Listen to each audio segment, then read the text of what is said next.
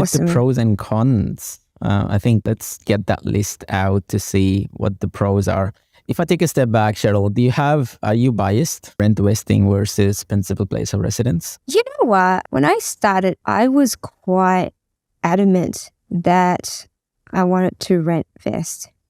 However, I guess when it's not so clear cut, I feel particularly if you're the only one that's making the decision by yourself, then I think that's easier. You can go, what is my personal situation? I'm going to rent vest and so on.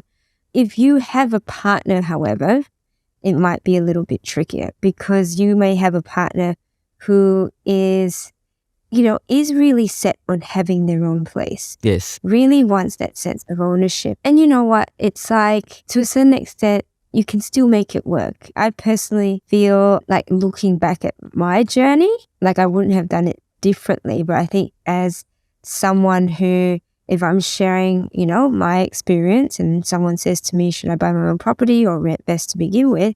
I'm more inclined to say, unless you've got a real need for ownership at this point, like rent where you want to live, and buy where it makes sense. Buy where exactly where it makes sense, and then invest as much as you can. But we're going to talk about both. Yes, I'm not going to skew the conversation. But how about you? I don't want it, like I said, I don't want it to be a killjoy. And what do they call it when you spoil the movie? Spoiler alert. Spoiler alert. That's right. Yes. Look, I am definitely biased. I think I'm the wrong person to be talking about this, but I'll try to keep my views as unbiased as possible going into this podcast. But, in my thinking, I'm always a logical thinker. And so I wasn't married when I bought my first property. And so I followed the KISS principle, keep it simple, stupid, or simply stupid, right? So I think one of the key... I thought you were telling us how you got your wife, before we got married. Just kiss everyone.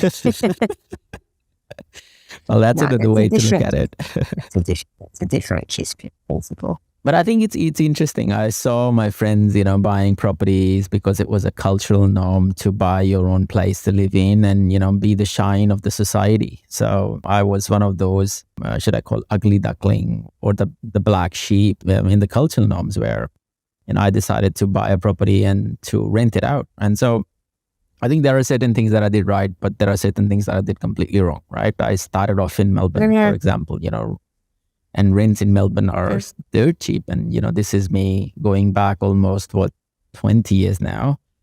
Not 20 years, almost 15 years. And so starting off in Melbourne. You're only 28. What are you talking about? Well, yeah, I'm 36. So, I bought my first property at 21, so almost 16 years, right? So, yeah. Look, there were definitely better opportunities out there. And as I traveled more, I realized, where did I went wrong? But, starting off in Melbourne, that's where, I kicked off my thinking, better asset selection. I thought that, I could get in with a lower deposit, etc. All of that great stuff. Bad thing, starting off in Melbourne, interest rates at 8.9%, fixed at 8% because I thought that this was a smart idea to do it at that time. And so, completely killed my lifestyle, right?